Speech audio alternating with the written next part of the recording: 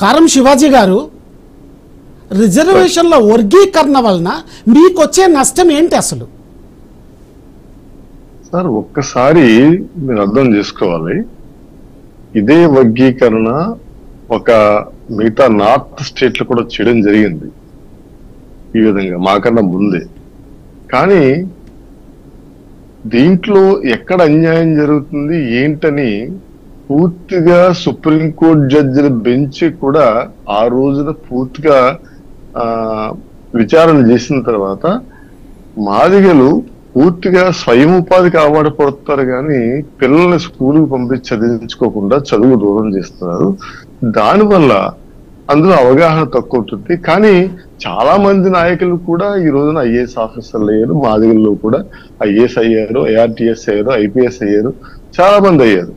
కానీ మేము వాళ్ళకి ఎప్పుడు అడ్డు రావట్లేదు కదా. వాళ్ళ స్కూల్కి వెళ్లకుండా ఆపేస్తున్నామా, కాలేజీకి వెళ్లకుండా ఆపేస్తున్నామా, లేకపోతే వాళ్ళు చదువుకోవద్దని ఏమైనా వాళ్ళ నెత్తి మీద ఒత్తిడి తీసుకొస్తున్నామా, లేకపోతే మీ వేరే రాజకీయంగా మేమేమి ఆశించట్లేదు కదా.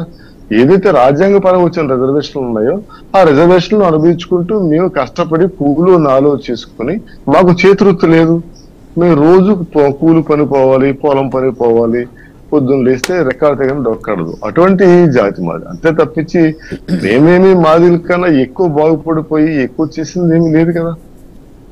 చెప్పమనండి ఎవరన్నా. బహిరంగ చర్చకి ఎన్నోసార్లు వచ్చాను, ఎన్నోసార్లు మాట్లాడిన కాకుండా చాలా మంది కూడా డిబేట్ నుంచి లేచిపోయి వెళ్ళిపోయారు.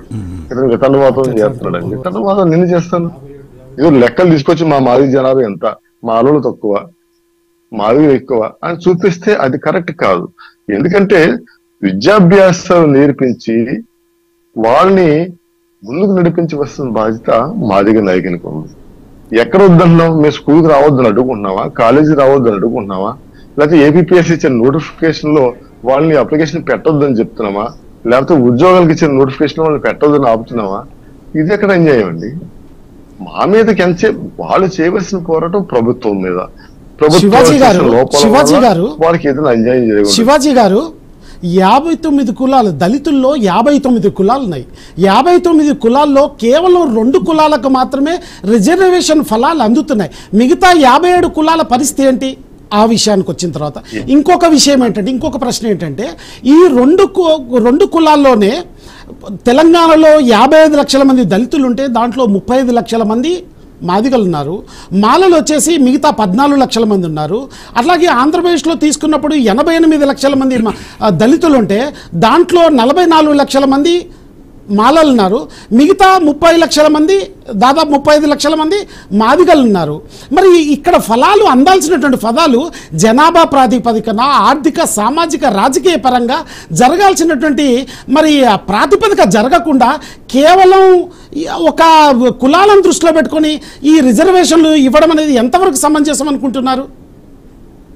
అంటే కులాలంటే కులాల ప్రకారంగా రిజర్వేషన్ లేదండి. ఏదైతే ఆ రోజు మేమందరం కూడా ఊరికి దూరంగా నెట్టబడి అంటరానితనం అనుభవించాం కాబట్టి అప్పుడు అంబేద్కర్ చాలా పోరాటం చేసి ఆయన కేవలం మాదిగలు, మాలలు, లేకపోతే రెల్లి, యానాది అనేది చూడలేదు. అందరికీ సమాన ప్రాతిపదికన రిజర్వేషన్ ఆయన రాసిచ్చాడు.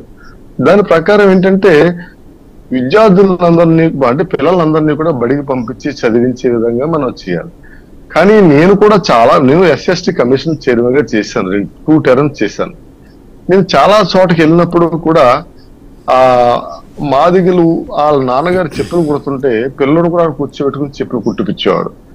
ఈ తప్పురా రాను పిల్లల్ని బడికి పంపించరా అంటే ఊరుకోండి సార్, అర్థం కదా, అది ఏం చేస్తాడు అన్న విధంగా మాట్లాడారు. కానీ మాలలు అలా కాదు. క్రైస్తవ మిషనరీలన్నీ కూడా సముద్ర మార్గం ద్వారా వచ్చి అందరికీ కూడా ఈ విద్యను అభ్యసించే విధంగా కొన్ని విద్యా సంస్థలు స్థాపించి వాళ్ళు ఎడ్యుకేట్ చేసే విధంగా వాళ్ళు తయారు చేశారు. మేము మాదిగలు ఏమైనా స్కూల్కి రావద్దన్నామా, చదువుకోవద్దని చెప్పామా? వాళ్ళు ఏమైనా వాళ్ళ ఆర్థిక పరమైన ఏ అవసరాల్లో ఏమైనా మేము దోపిడీ చేశామా? అవి ఏం లేవే. కాకపోతే ఏంటంటే కొంతమంది నాయకులు పుట్టుకొచ్చి జాతిని విచ్ఛేదం చేస్తారు.